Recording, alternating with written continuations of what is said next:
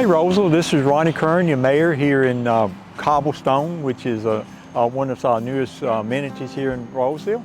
What a beautiful day. To be in January is a beautiful day to be out.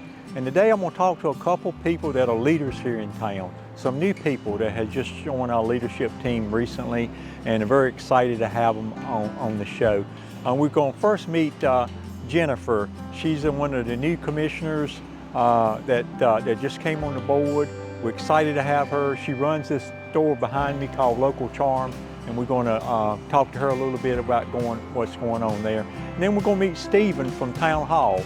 He's been with Rolesville for a while, but he's assistant town manager, and he got new responsibilities. We did some shifting in the staff responsibilities. He got some new things. We're going to talk to Stephen a little bit about what he's got going on with his new group and how things is going to be better for the citizens, and we're going to be able to serve the town with some great services. So stick with us today, the next few minutes, as we go with a few new leaders and talk to them. Welcome to the show.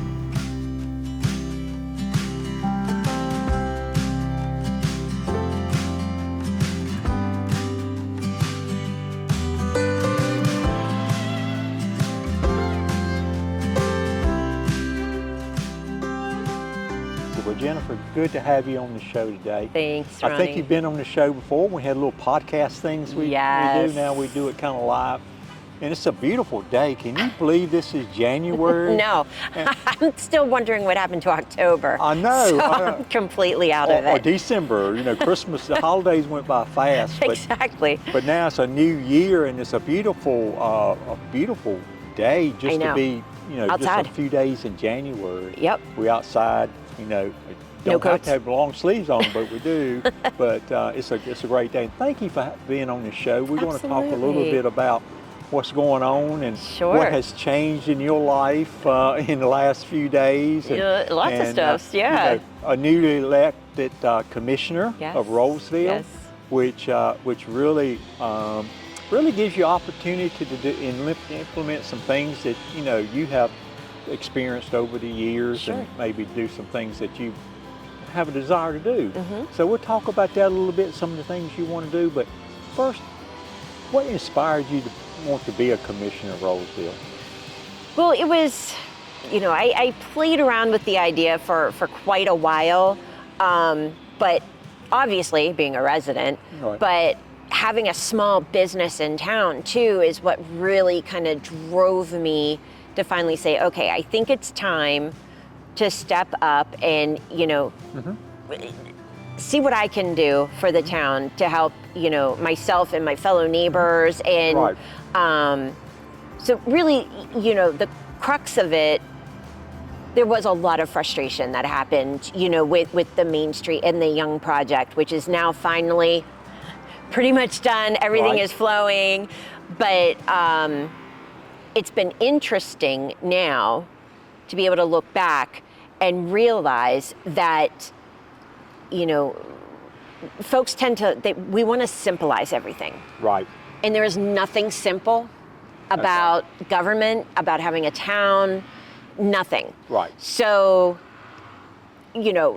perhaps things could have been run, tweaked differently in different manners, but with these projects, it's not just the town board. Right. It's not just the mayor. Right. It's not just, the folks that work here. Right. It is the county, NCDOT, it is regulations from the state. Everybody. Yeah, so it's very interesting to see what the town can truly have control over versus what it is that we try to sway in one direction or another. Right. So, and that is, I think, a very interesting component about being on the board that, I still don't know what I don't know. Right. It is how things really work, how things really come together, how decisions are made. Yes. And a novice person, well, most people, I used to work with a big power company, and my boss would tell me sometimes we live in the world, but sometimes it's the real world we live in, and that's what the case is. The things you see, and some people talk about, everything don't work perfectly. No. The real world, things is messy. Things doesn't work perfectly. Right. And what is the quote in politics? If neither side is happy, then you did your job. You've done your job. Right. That's a lot of cases. Or one of the things I use, you make half the people happy half time, and then you make the other half people happy. No one is really happy at the same time. Exactly. That's exactly right. But in the real world, things don't go all the way like the way you plan, and it is holdups, and there's a lot of things to do. So having a business, you've been a business owner here in town for quite a while. Since 2018. And I think it's good to have a business perspective on the board.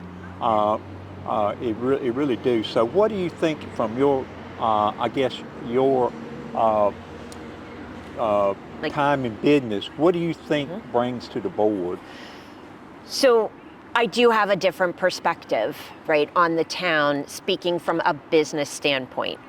So, for instance, my old store was over on Rogers Road, in the same the same complex where the post office currently is. Yeah. I was getting to that point where I was like, oh my gosh, I'm getting too big. That's right. I need to move. I need, we're expanding. There was not one spot in Rolesville for me to look at to move my business to. Not one spot. I was facing this difficult decision. Do I move out of Rolesville, maybe into Wake Forest or somewhere further down 401? Do I just stay put and just, do what I can do right here? So when Cobblestone came along, this was the only other option for me to stay in Rolesville. And it's a fabulous complex, and it is. It's really beautiful if you walk around here. And it's like 80% done around here as far as like getting the rest of the businesses full. I mean, we just they finally did the resurfacing of the parking lot, so it looks really nice, but they had to wait until all the major construction was done to do any of that, right? So from that perspective, I would love to see more businesses. Now on Main Street, let's clarify that. On Main Street, I want to see more mom and pops. Where is a place that we need more places to go and shop, right? More places to sit down with our friends and grab a cup of coffee, grab a drink after work, things to do. And we're in a position right now with our town, we are land poor. Right. But what was that? Yeah. What was the statement just recently? We're very land poor, but demand rich. That's right.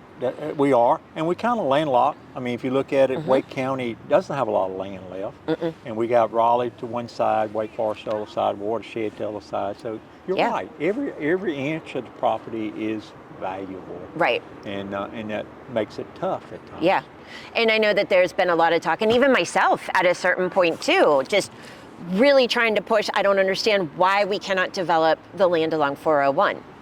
There's a great reason. It's a great reason. There's a great reason. There's actually two big reasons why.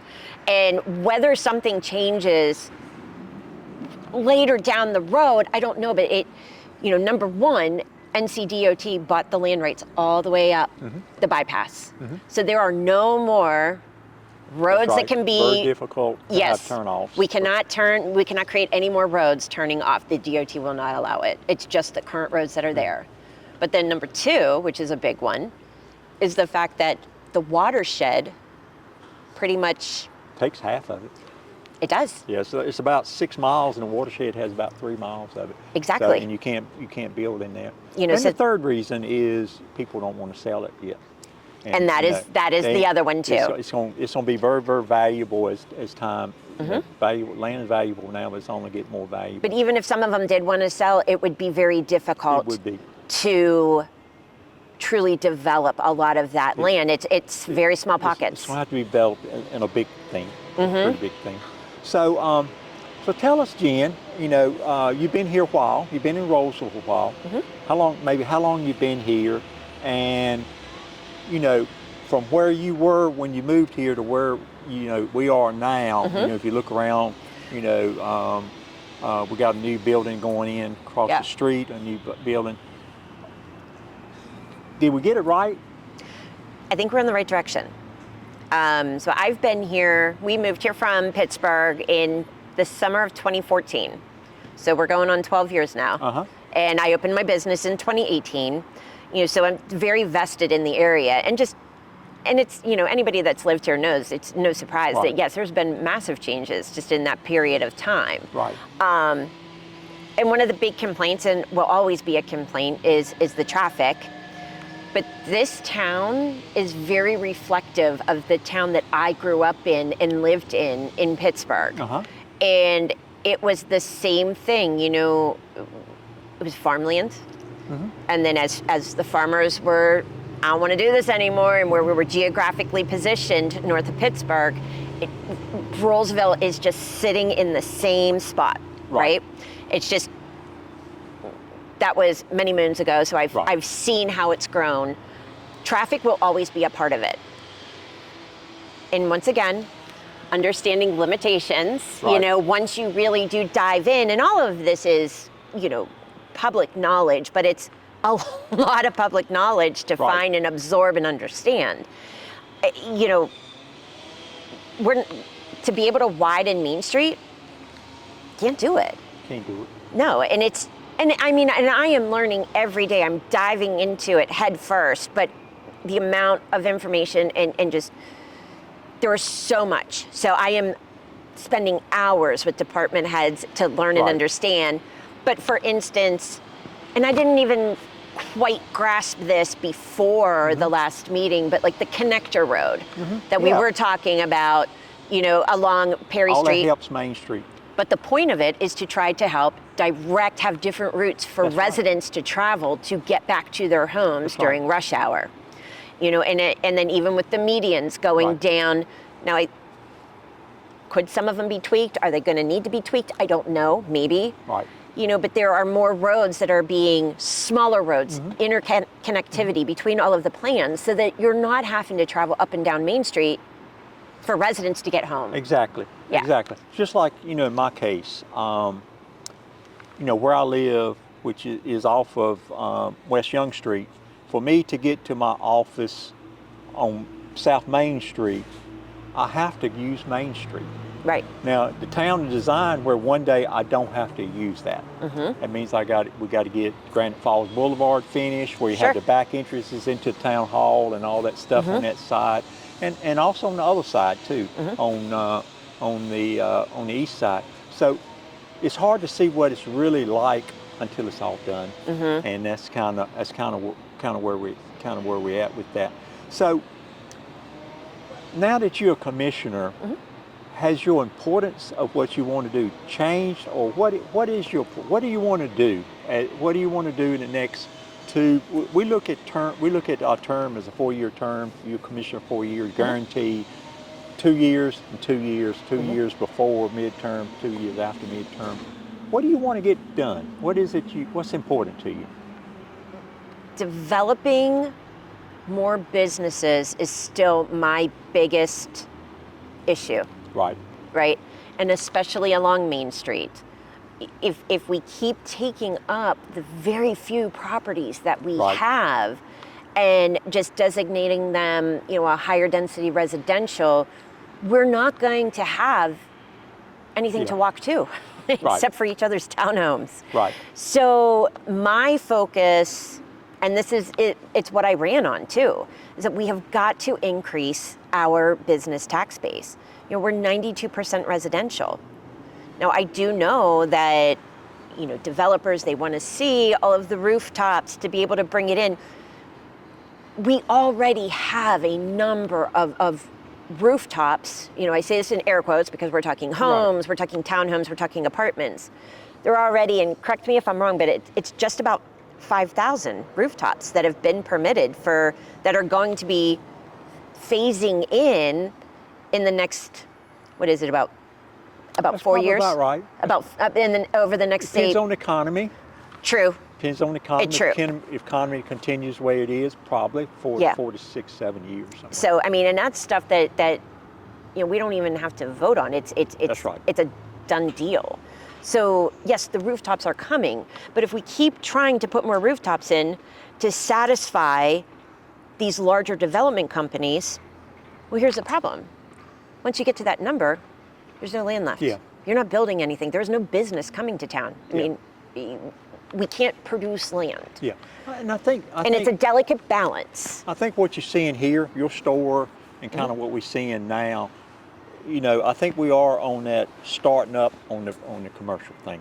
Yeah. I think it's starting to take off. I think we're right in the very start of taking off because, you know, you got Messalina's right behind us here. Oh, yes. You know, They've been doing fantastic. my understanding is really taking off with people coming and stuff. Yeah. And I think we are, and we're getting more and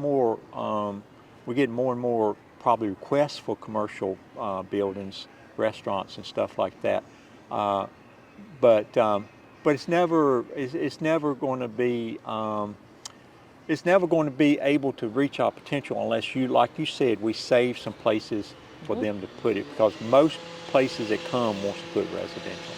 Exactly. And we got to save some for commercial. Exactly. And they that don't want right to do now. that, but we got to do it. But and it's a matter of connecting all of the dots, meaning, you know, the board, our mayor, you know, our and then we have our town manager and all of our employees, like in the planning department. You know, and I believe that we're in the same orbit, but my plan, my wish list is to make sure that everybody is on the same cohesive plan. Right? Moving forward, and that we are actively seeking development. And I'm not saying development on a large scale. Okay, you know, Target is not coming to Main Street. No. That's not happening. No. When we're talking businesses, you know, we are talking more like what we have here at Cobblestone. Even some of the businesses down towards Walbrook, office buildings. Right. You know, I know people that own businesses such as, you know, insurance companies or financial planning. There's nowhere to go. Right. You're exactly right. So let me ask you this. You know, you're talking about the visions and stuff. If you look at our plan, the people prior to you and board people, if you look at our plan, we sort of put commercial throughout the town. You may have noticed that. You know, it's not just one place. You don't have to come to Main Street just to shop and have your commercial. And it hasn't happened yet, but you know, it's commercial going down on Mitchell Mill, it's commercial going out on Wade Avenue, it's commercial throughout the town where you don't have to come to a hub. Like some towns, you come to a hub to shop. Sure. Is that good? Do you like that? It is, because as much as we want to keep saying about a walkable downtown where people, you know, are living in a place and they're walking and they're doing the things, that's and again, we're talking opinions here. We are not talking fact. We are not talking anything else. You know, we as humans, we are still inherently rather lazy. And also think about it, to try and go and shop somewhere and you're walking, it's very difficult to walk with, you know, 5 bags of groceries. Right. Or, you know, you can maybe grab a bag at Local Charm and do some shopping. But even a lot of those folks, we have people that are walking, you know, the Greenway and stuff, and they come up and we just want to check it out. Fabulous. But they're like, I'm going to drive back up here to go try clothes on because I'm kind of sweaty from walking. Right. You know, now, of course, they'll walk up, grab a drink at Artisan or, you know, perhaps a bite to eat.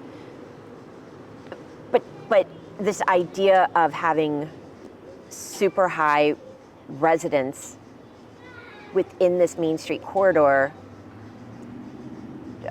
I just don't think that it's going to pan out the way that some of our developers think that it's going to pan out, to be perfectly honest. Right. You know, it would be great to park once and be able to walk to everything. And in my view, that I feel is a big goal, right? You know, I would love to be able to park once and I can walk across the street and get my hair done.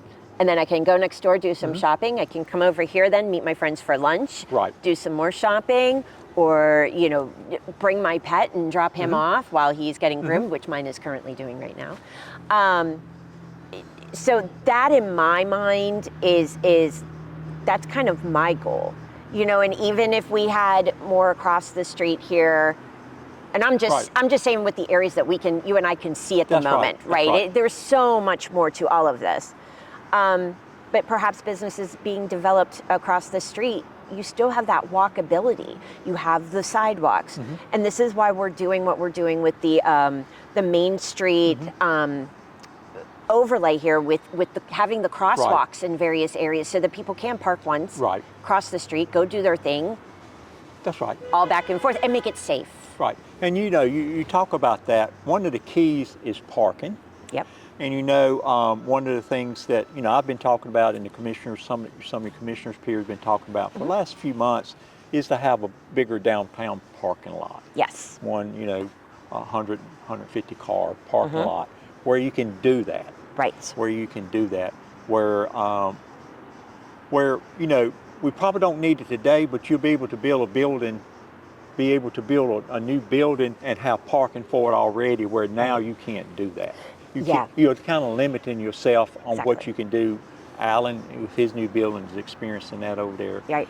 So, is that good? Do you support that? Oh, absolutely. I think that it would be fantastic to have a central parking lot. You know, we have that very small parking lot on the corner of Main and Young that we were using, especially during construction and such.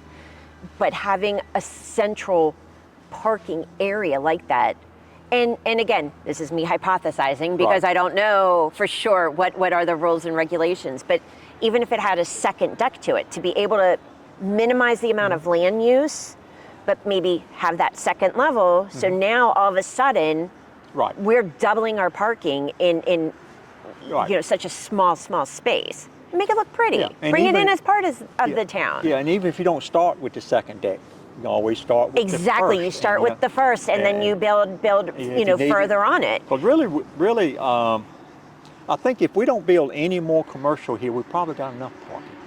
But really, if we want to expand our commercial, like you're talking about, to have these extra things you can walk when you park down here to walk to, I think we got to have more parking, and you know, and that's very important. Well, and that's once again the other interesting aspect to really be able to look at. You know, coming when you really do dive into it. You know, and as a commissioner, you obviously really do dive into everything. You do. Is understanding that it's easy to say, we need more commercial. We want it on Main Street. Fantastic. There's so many other outlying factors that play into it, and it's almost like the chicken and the egg. Which do we do first?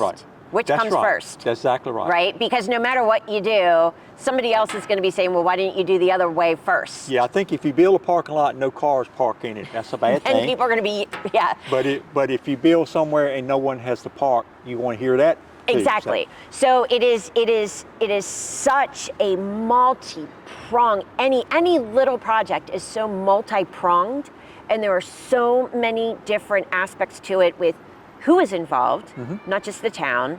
You know, there are the utility companies. Right? Just dealing with utility companies and adding that into a project. There are so many layers to it and so many different calendars that it is a challenge, right? And bless people that choose to be project managers. I don't think I could ever do it, but that's essentially, you know, keeping all the balls in the air and keeping it moving forward. So you mentioned that commercial, you feel like that's one reason or a good thing you want to accomplish as a commissioner. Is it anything else? Is anything else you know, I guess you campaign on, you want to make sure you get done? Well, the other thing too that is really important, and this is something that the town really does have a hand on, is, you know, keeping some of our green spaces. Like we're developing the farm, which I'm so excited about. But again, with the farm, such a huge project like that, the amount of money that is needed. So again, then it's taking a pause because we have to keep finding different grants and different sponsorships and partners to go into a project like that.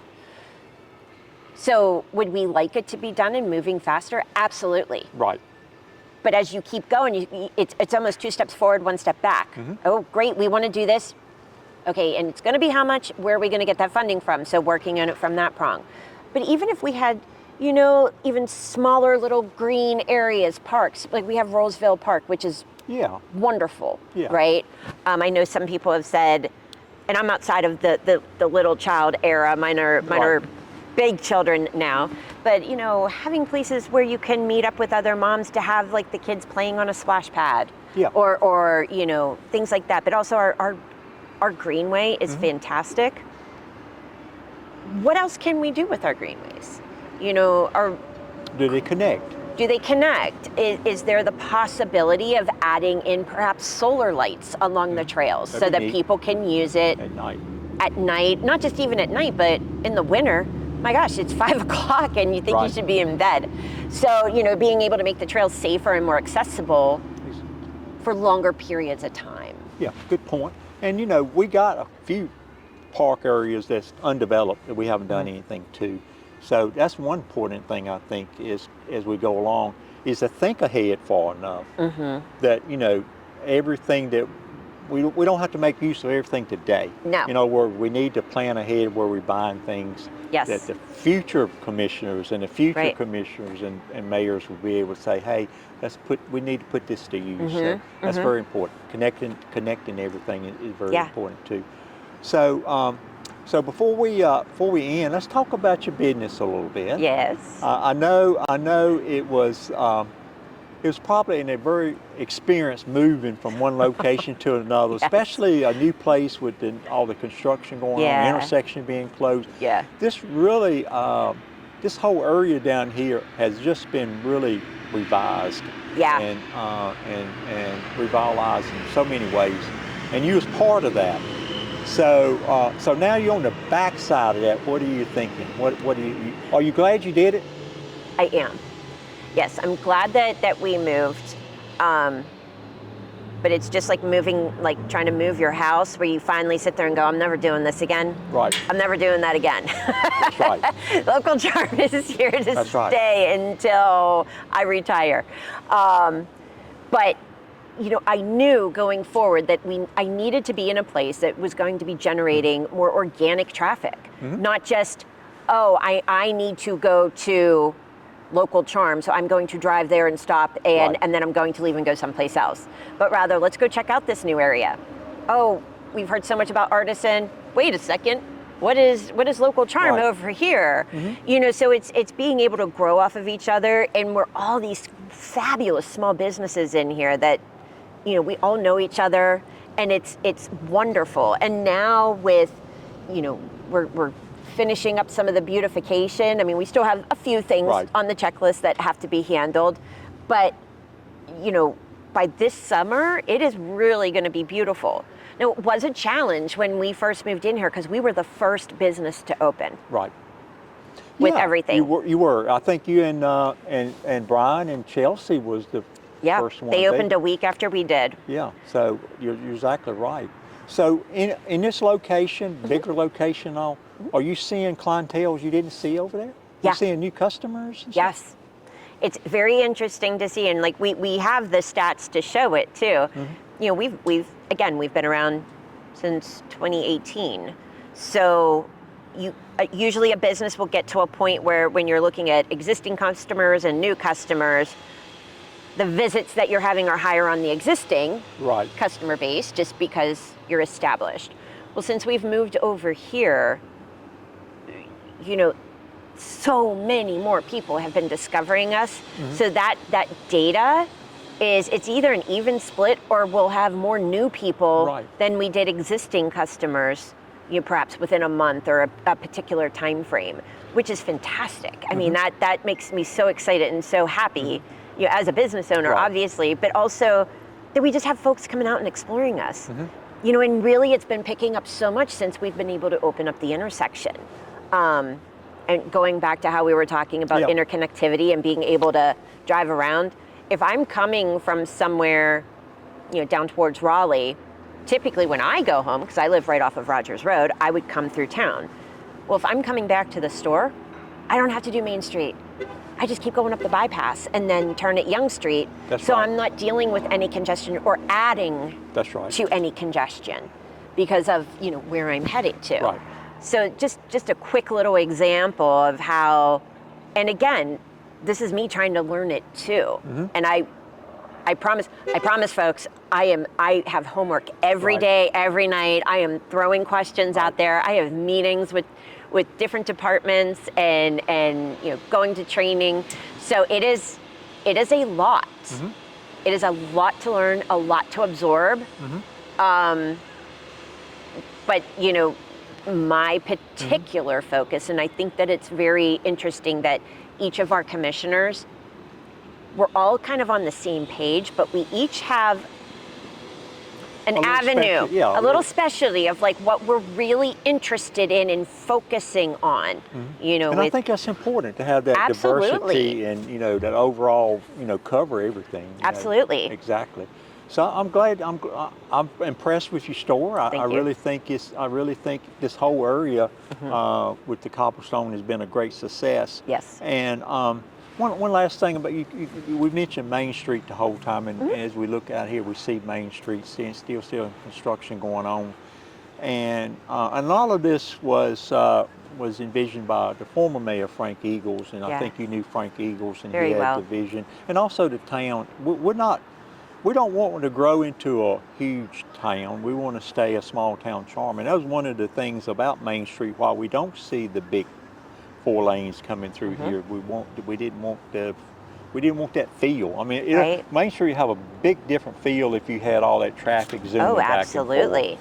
And it would be difficult to walk and cross the street. Yeah, and the second thing about it was, you know, Frank was pretty much, you know, was the mayor that kind of initiated Main Street and worked with Campo and all, is the money, which 80% of is paid by the federal government, has to do with biking and sidewalks and safe crossings. And as you look at Main Street, you're seeing all that's being done, where it has biking. And we get questions sometimes about, why are we putting these bike lanes in? Why don't we put car lanes? There's more cars than bikes, but there's a reason for everything, you know. Right. So what do you think?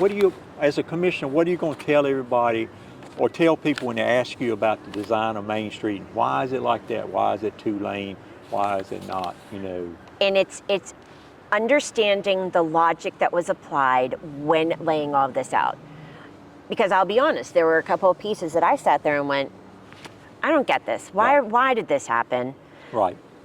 But when you sit back and somebody explains to you, well, here's the reason. If we want to be able to park once, cross the street back and forth to go and do what you want to do, we have got to make the road safer and more streamlined and have those crosswalks in those areas where, you know, folks, even if a kid's out riding their bike, you know, to go to the ice cream store or something along those lines, you've got to keep it in a way that maintains a safe pattern.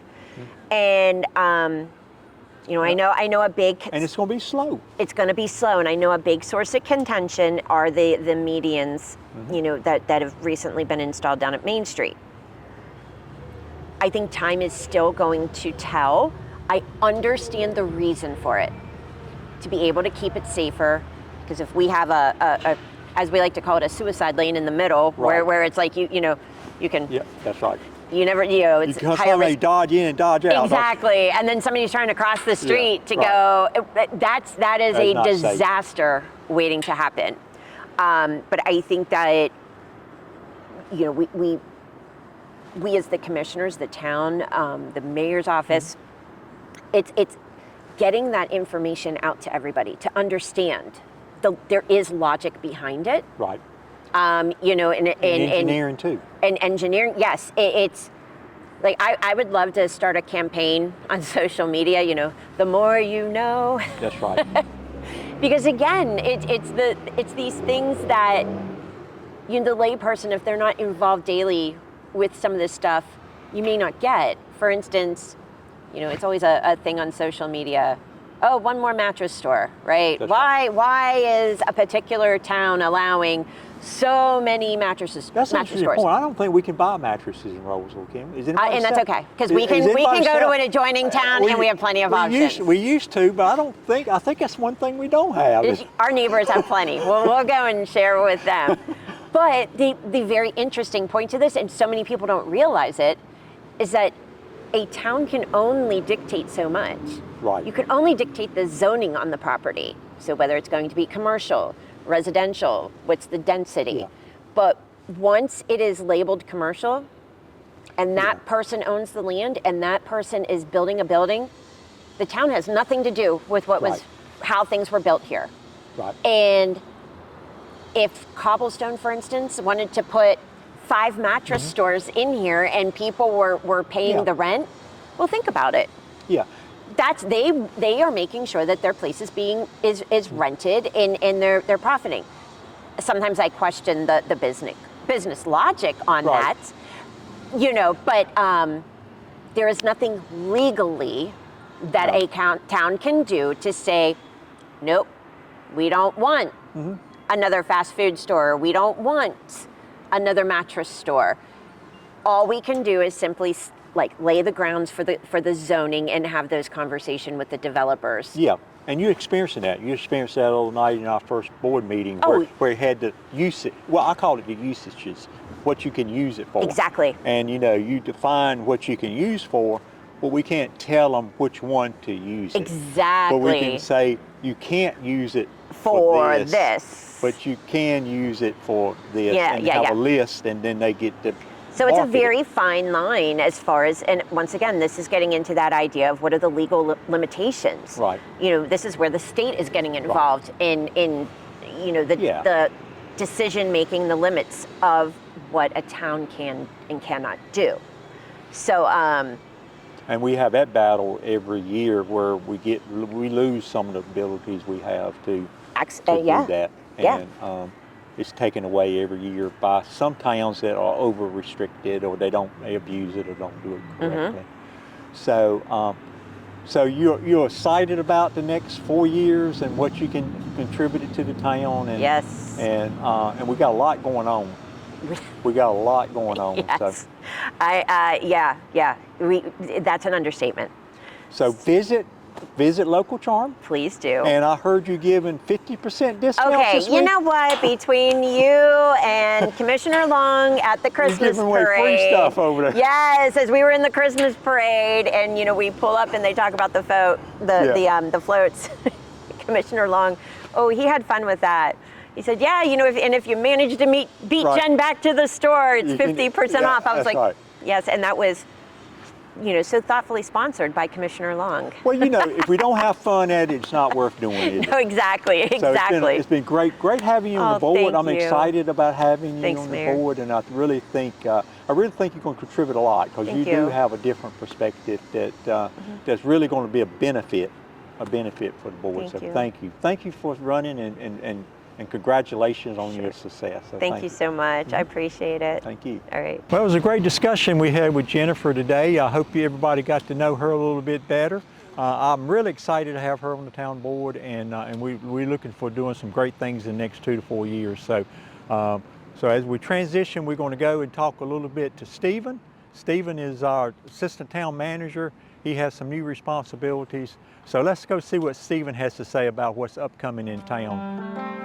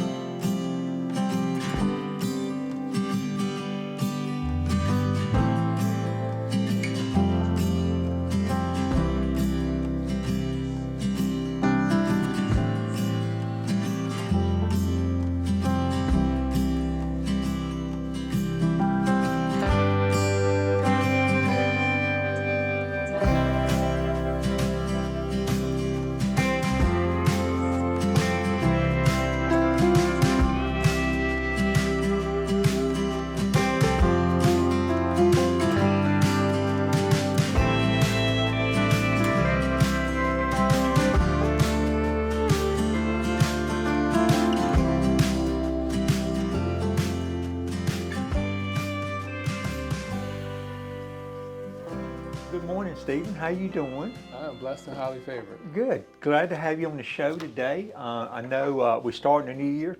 Can you believe it's 2026? I cannot. 2025 was a blur and a blessing. I know. It went fast, but we made it through the year strong. Yeah, I know. And the weather?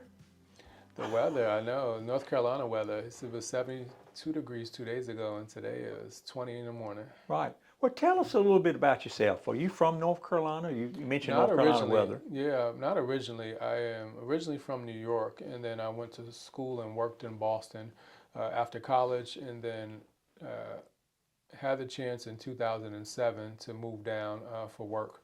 I was working for IBM at the time, and I have been in North Carolina since then. Hmm.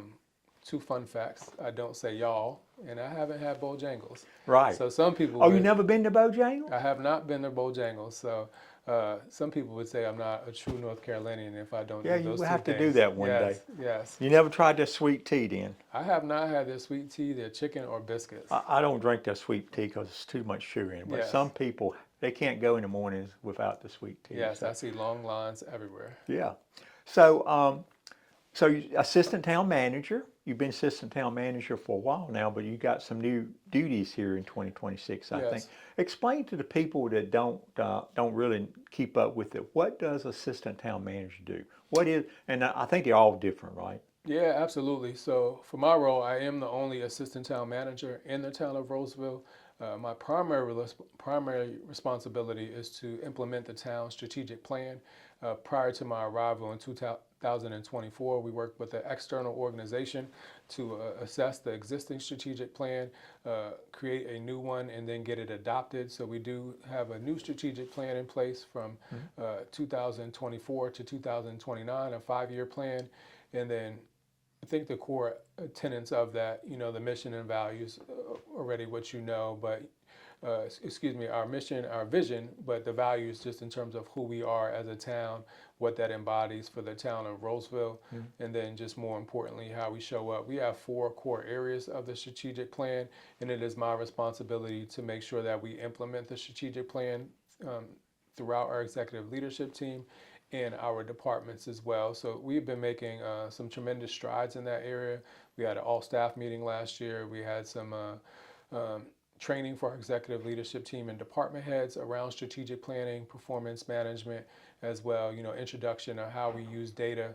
And so all the work that we do throughout the town of Rolesville, regardless of department, each department has a departmental plan.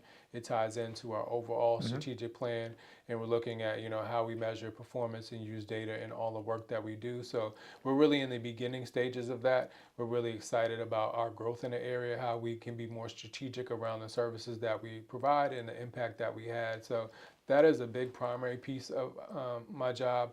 The departments that I'm responsible for are Parks and Recs, Public Works, just took on the added responsibility of planning, economic development, and communications. 2 other areas that I am building out is grants administration within local government. Our resources are finite. We're really being more strategic on how we can leverage grants at the national level, at the state level, and then the local level. So we'll be doing that in a number of ways, whether it's applying for hospitality tax funds through Wake County. We'll be working with organizations, that businesses that operate in our community, corporations, big or small, and then any partnerships with foundations as well. So, we're looking for a multitude of resources that we can take advantage of that would benefit the town, benefit our organization, and just really being more strategic around what grants administration looks like so we can be competitive in that space. There is a lot of money out there. We have a tremendous amount of growth, and those additional funds would allow us to move further faster for some of our projects, such as the farm, our town campus, and some of those other things. The last piece is community engagement. I know you and I have had a number of different conversations as we look at what community engagement looks like and citizen engagement. So I will be building a strategy for that. Eventually, over time, that would look like its own standalone department, and then hopefully we'd have a resources that would command that. But in the interim, there are ways that we can engage citizens holistically. We talked about building out a citizens academy for the town of Rolesville, That's so a we good can thing. capture some additional ambassadors that can learn how the town functions. We would have an additional opportunity just specifically for those that want to learn about planning. That would create opportunities to serve on various boards, maybe run for office or some other things, and then just be ambassadors for us around the town, because there's a lot of spaces and places where if people have an understanding of the things that are going on in the town, aside from the communications that we do, those additional ambassadors would speak volumes in terms of us showing up. And I think the last piece is just how we can continue to be more proactive in the ways in which we communicate with the residents within the town. So hearing from them real time about things that are ongoing, how are we doing, improvements that are needed, and then of course being more participatory from a resident standpoint on what the present and future of Rolesville will look like. So let's talk a little bit about your background. I think you come mostly from a private sector. Yes, you sir. worked most of your career in the private sector, like I have, and how is that different? What do you? You've just been in the, I guess, the public sector for a year or so now. So what's the big difference do you see?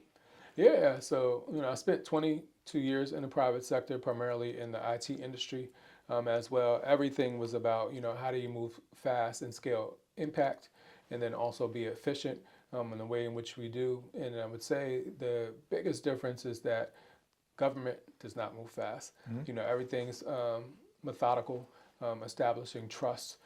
So those are the biggest differences. And I would say, looking at the ways in which you can scale, create transformation and change. And how do you do that at scale? It takes time, just understanding the resources that you have.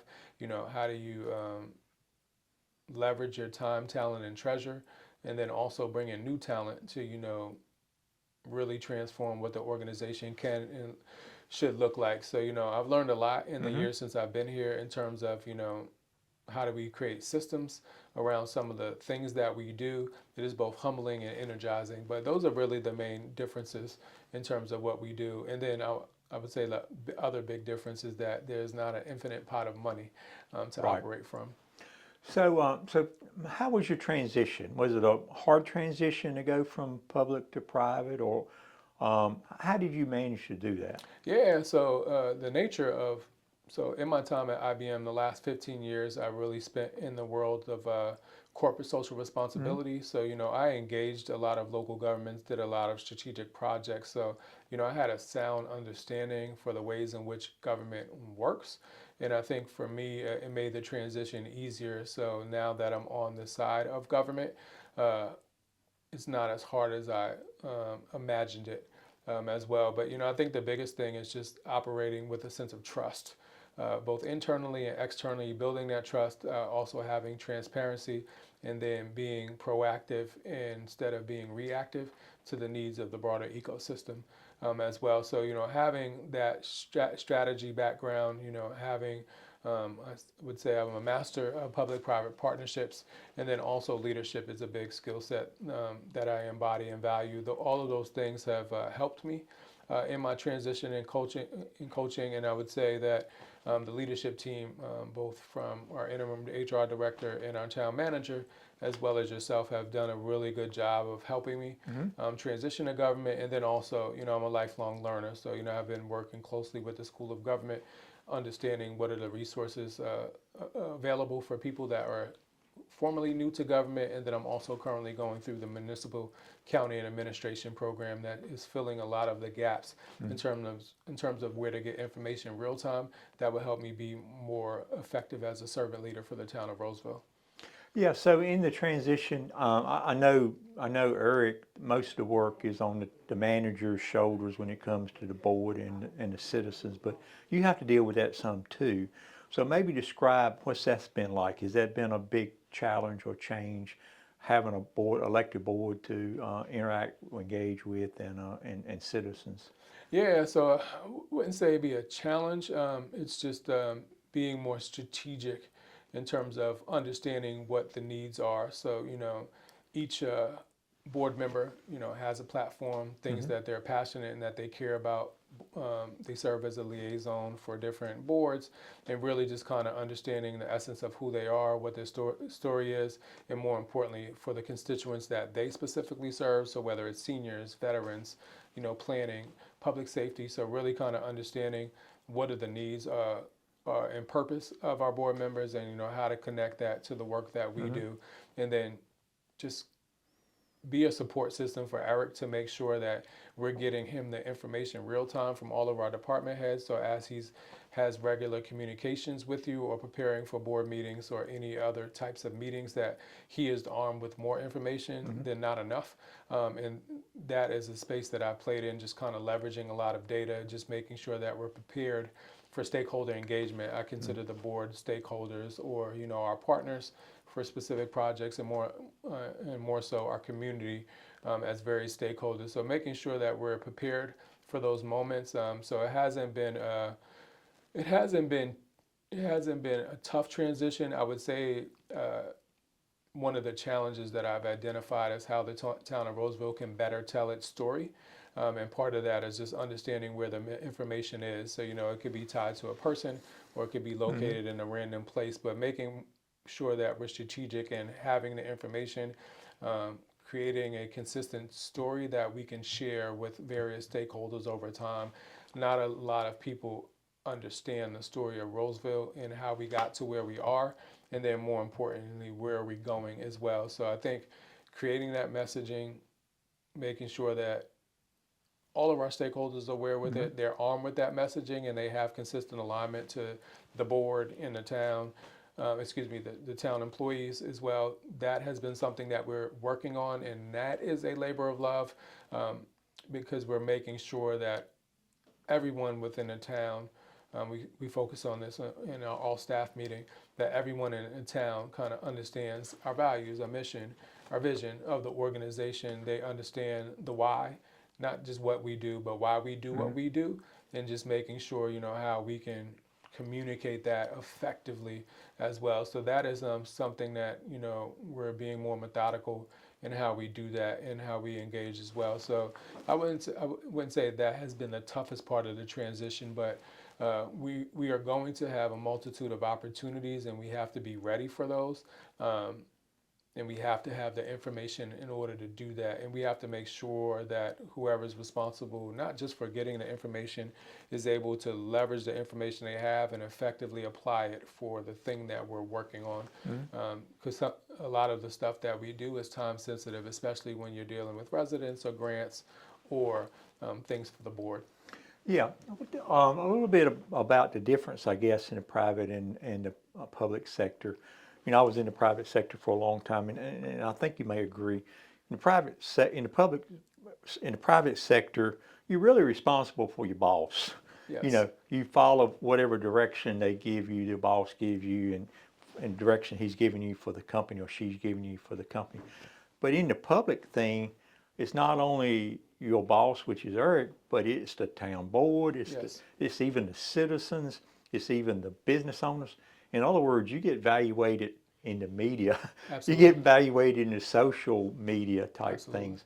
So what have you seen in that? Is that something you expected, or has that been a big, I guess, change for you? Change, yes, because it's very granular in terms of how we're assessed as well. And then also over time, social media has become the new norm. I try not to peruse it as much. I am strategic in terms of just reviewing, just to hear a pulse of what's going on, just in terms of citizen engagement, and then how we can be more responsive. But more importantly, are we communicating effectively? We want to put out communications that there are no questions. And if they are, we anticipate what those questions are, and then we can answer those real time by sending people to a place to get information or a person to connect them to as well. So I would just say, and social media can be very brutal if you let it affect the way that you do. But I think it creates shared responsibility and accountability in terms of making sure that we're all responsible for the things that we do, but we are accountable to this ecosystem as it relates to stakeholder engagement. So that is very different from the private sector. You're responsible to your client, you're responsible to your organization and the broader board of directors for a large corporation, but the main goal is profitability.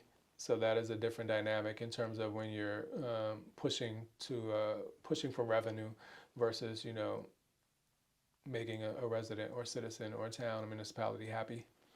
That's correct. So just, I guess, change the discussion a little bit. Let's talk about some of the things you're working on. So when it comes to the initiatives that you're working on, which ones are you investing most of your time in? Yeah, so I would say the implementation of the strategic plan, I'm spending a lot of time there. End of 2025, beginning of 2026, a lot of time on grants as well. We're having a number of opportunities that are coming across our doorstep. You know, we want to be competitive for other municipalities of similar size and scope, not just in Wake County, but also North Carolina.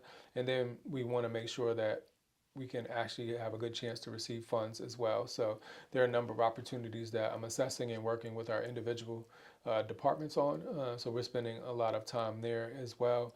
And then we also I've spent a lot of time with our Parks and Recs and Public Works Department because those are my primary two responsibilities, just making sure that, you know, we have an organizational culture that embodies the town, and then we've also had quite a few transitions. So, you know, that's another part of government. Just people coming and going, retiring, just making sure that we find the right, assisting our leaders in finding the right types of talent, and then once they're here, you know, maximizing what ROI would look like for them, and then also while they're here serving the town and the broader citizens as well. So those have been the two prior areas. And then also just being the eyes and ears for Eric as a town manager. You know, he has a huge responsibility, not only to the mayor and the board, but, you know, the broader community. So a lot of his focus, while it's internal, there's an external component to that. So while he is out doing all of those strategic things, as it relates to town manager responsibilities, you know, sometimes I step in to be the acting town manager. So really just kind of being the eyes in the ear and keeping the well-oiled machine running in his absence, while not formally absent, but, you know, physically present sometimes as well. So, you know, that takes, it can be anything. So, you know, we have a lot of residents that come up here. There are a lot of things that are going on in the community that require real-time response. And, you know, I am a problem solver. I'm a solution provider, so, you know, strategically working with all members of our staff to get into that mindset. We need to respond within 24 hours and then hopefully resolve the problem within 24 hours too.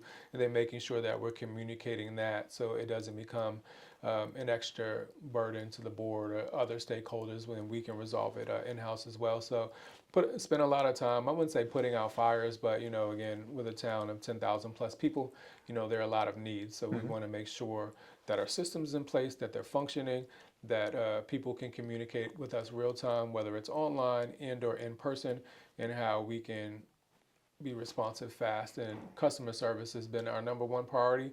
So just making sure I understand what that looks like as an executive leader here and how we are implementing that as a number one priority across all of our departments. So I spend a lot of time there as well. My initial additional responsibilities kick in today. So just creating a strategy, working with, we have a new planning director. So just being strategic on how we onboard him and then work with him as we focus on our planning department, but just really taking on those additional responsibilities is a huge opportunity for me as well as the town, just leveraging all the skills that I have and just really bringing out the best of what those departments can and should look like. That's great. Great. You know, like you said, you got new responsibilities. Really start today. Today's your first day under the new organization, and you have the new reports to you. And I imagine some of those things is going to change a little bit over the next 12 months as you change your leadership. But as for working here at Rolesville, and you know, you've been here a year, so it may be a little bit too early. Do you see your work here as a long-term career type job? Absolutely. Or you know, 5-10 years you may still be here? And if so, what do you like to accomplish in that period? Yeah, absolutely. So I absolutely love government. You know, once I've been acclimated to it for a year, so I absolutely love government. It is a true honor. I believe servanthood matters and servant leadership matters, and we're all public servants. So it's been a tremendous honor being here in the town of Rolesville. This is a really dynamic town, and then also place to work as far as the town in and of itself. We have a dynamic leadership team and then also staff. So just seeing how our staff shows up in the resiliency and the way in which we function, it gives me a great hope that we will be everything that our citizens demand and require, and then also for the future growth of our municipality. So I wanted to get that out the way first because, you know, that is a fabric of who I am, just in terms of a servant leader. So I see great things for the town of Rolesville, and I want to be a part of creating a legacy that stands the test of time. You know, I think these next 5 to 10 years really will define the next, 20 to 50 years, just in terms of what growth looks like, how we're innovative and, leveraging all of the greatest things around technology, and, how we as the town prepare and respond to growth. So there's a lot of opportunities within that. So, I think, within a 5-year period, just really focusing on, operational maturity for our town, just looking at what systems that we have, how we can build more scalable systems, really just kind of strengthening our cross-departmental collaboration, making sure that collaboration not only exists, but we're functioning well and at a high level. I think there's opportunities there. And we do that through our executive leadership teams, but just making sure that we're being more strategic around creating cadences, that our departments are working together on existing issues. It could be capital improvement projects or, doing new software or some of those things. But really from an administration department standpoint, there's a lot of opportunity where we can build that out. And just making sure that all of our, we're great financial stewards around all of our capital investments, all of the services that we provide, and how does our staff keep pace with the growth of the town. Right. So, I think all of those are great things to focus on for the next 5 years, and it will ultimately define what, year 10 and beyond looks like as well. But I'm excited to be a part of that journey. That's great. That's great. You mentioned you mentioned about IT, and I'll kind of finish up the last technical question about that. You got a background in IT and stuff like that. So next 5 to 10 years, you hear a lot about AI. Yeah. And, a lot of towns are going to AI, and I think AI can, you can look up a lot of stuff if you have the information in where AI can find it. So you see a future in AI with Rolesville that, one day will be really where a citizen can look up, who was the mayor 15 years ago, 20 years ago. Yeah, absolutely. So I would say, just pulling it back. So, IT has been a priority of the town manager, and then also some of the commissioners as well. So right now we currently outsource our IT, but our town has done a great job over the last year in figuring out what IT can look like for us moving forward. For example, we are currently going through an assessment with the North Carolina National Guard, and they're really assessing all of our IT systems, any vulnerabilities that we could have as well. And then they're also working with our IT partner who does our IT and figuring out how we can be more safe and secure from an IT standpoint. I am proud to say that we received our first grant last year. It's a total of $50,000, 35 that we received and 15 that the town will match, in which that would, once we get the formal results of this assessment, it will allow us to, use those grant funds to put together a comprehensive IT strategy. We are almost at the size in terms of when you're around 13,000 people, that's when all bad people start to notice, and they really start to figure out strategic ways to attack towns and bring them offline. So we want to be very proactive in that space, and we are being proactive in that space to make sure that from an IT standpoint, the town, all of its resources are safe and secure. And then also, we're communicating with residents, ways in which IT hackers or vulnerabilities exist, and for them to be aware of. We just send out a communication to our residents, just warning them that if you receive any email from this entity, that it is not the town of Rolesville. We will only communicate to you this way. Do not click as well. So we're seeing anything at the citizen to town level and then the broader town level. So I wanted to say that because that is a very important piece that we are paying attention to and a big priority for the manager. And then the second piece around AI. So AI is two ways. You know, you can't do without it. It's being integrated into every fabric of a human's life. From a town perspective, we are currently creating a AI policy as well to make sure that the town, its information, and the way in which our employees engage with AI is safe, secure, and we're protecting the public's information. So we will be bringing AI policy in front of the board to get adopted within the next month and a half, but it's in its final phases. But that is very important to understand what is the standard in which an employee can leverage AI here, what information can and should be used, and how they should be using it. And there are a number of different ways. So we've been leveraging, you know, what other municipalities are doing, what's happening at the state government level and also the federal government level, and then leveraging what a comprehensive policy should look like so we can create one for our residents. So that is a big thing that we have been working on over the last 6 months. And then also just figuring out how we can leverage the technology of artificial intelligence in and of itself, because it is being embedded into a lot of systems.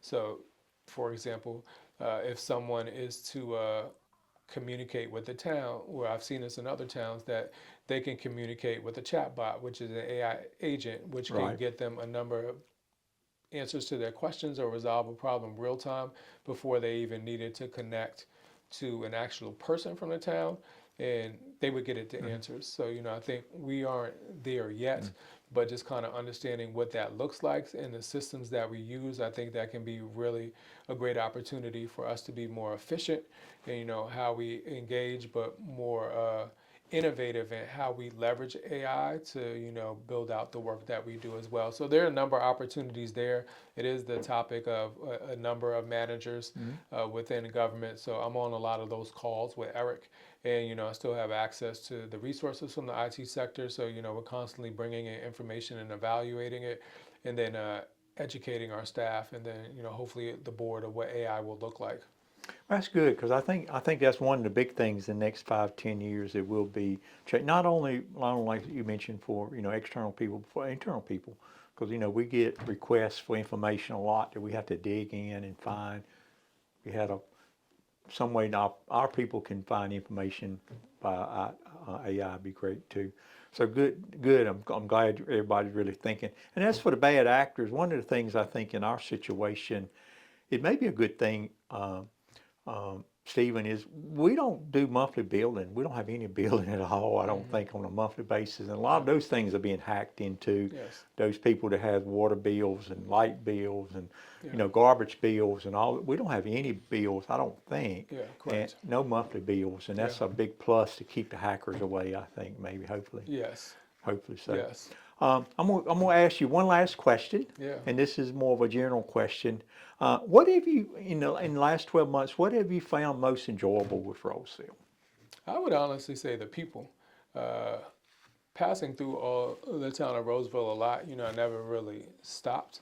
But, you know, now that I worked here, you know, I feel like I'm an extended citizen, and I spend a lot of time talking to members in the community, not just about things that are wrong, but, you know, I'm always proud to wear, you know, my Rolesville sweatshirt or my Rolesville jacket, and just really just be a part of the community. Just ask people how they're doing, just kind of understanding their story. You know, I mentioned earlier, you know, there's a lot of history in the town of Rolesville, so kind of understanding what that history is. You know, making sure that our citizens know that we're here for them. When I talked about community engagement before, you know, I want the people in this town to see us out volunteering in the community, see us as a fabric of the community, whether our employees live here or not, but seeing us show up in the areas that matter. So, you know, if there's an issue area or we're out there, you know, our staff was out there. We're always out there volunteering, but, you know, our staff was out there giving out turkeys during Thanksgiving, or, you know, we do the Christmas parade. You know, we want to touch on the heartstrings of the community, let them know that we're there, have that trust with them, but also hear their voice. You know, we want to be a voice for the voiceless as well. So the people have been awesome. So, you know, I've been here a full year, so I've got to participate in all of our events. The 4th of July, which was absolutely amazing. We've had Fall Fun Fest. You know, we do our egg event for Easter. I think just even in listening to your mayor's series, I walk a lot during lunchtime, so I walk past the baseball card store, and it had been here Right. 30 years, but just connecting that dot, and that was an opportunity for them to interview with you, just to tell their story. That's the history of Rolesville. So I really love the people here. There's a lot of history, and there are a lot of stakeholders that want to tell that and be a part of that. So I've really enjoyed that as well. And people like to talk. I spend a lot of time with some of our seniors when they come in here. I take time either during my lunch break, or I'll take a volunteer hour just to spend time just volunteering with them. I did go to the seniors to the state fair, or I play bunco, which is a big game, Right, they enjoy as that. well. So just even the event that we did for seniors, we had 75 seniors come up. I think that was the second time that we've done an event, and we did it at a local church just to understand what resources are available for them, how we can bring out multiple vendors that would help people in their active aging journey. And it was great to be a part of that as well. So it's just a lot of excitement. We do a really good job at programming and then just providing resources for the community. But, ingraining myself into that ecosystem has been very rewarding. Well, thank you. Well, thank you for serving the town, Awesome. Yeah, it's an honor. Stephen, and coming to work for us. And these new responsibilities will be very exciting the next couple years, at least. Absolutely. So appreciate it. Thanks a lot. Yeah. Thank you for being on the show I today. appreciate you. Thank you. Yeah. Well, I hope you enjoyed the show today. What we had was two really great guests. I learned a lot about them, and hope you did too. And thank you for joining the show. We're going to have winter time some more, so we ain't out of the woods yet. So February is going to be an exciting month. Come back in February for the new show and have a good time around Rolesville. Enjoy the new amenities and things like here in Cobblestone.